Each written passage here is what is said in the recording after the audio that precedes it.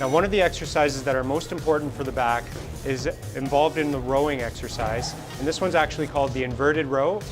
So the way I'm going to set up for this exercise is I'm going to lie down with the bar positioned over my chest. As I reach up to grab onto the bar, I want to make sure that my hands are slightly wider than my shoulders.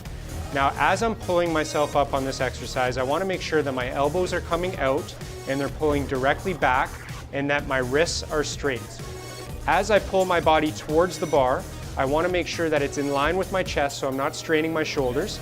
I always want to make sure that I'm looking up and not looking forward because I don't want to put any strain on my neck. Another great exercise for the back is something a little more simpler. It's called a Flying Squirrel. So I'm going to position myself on a mat, making sure I'm laying flat on my stomach.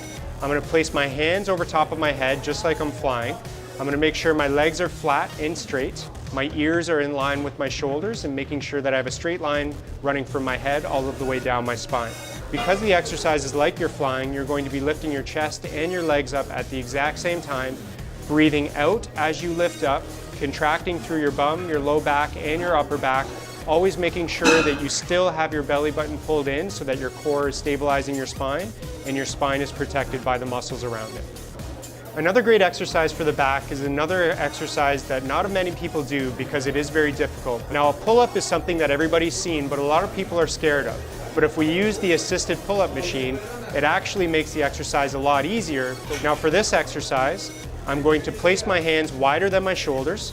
Now, when I pull myself up towards the bar, my elbows are going to come down and out. I'm going to make sure that I have my wrists straight. I'm going to look up with my eyes so I don't lean forward.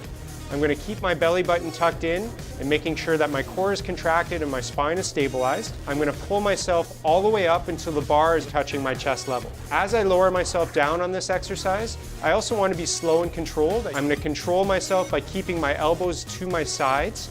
I'm going to allow myself to return back towards the starting position. That's all for this week on Fit Tips, and we'll see you next time.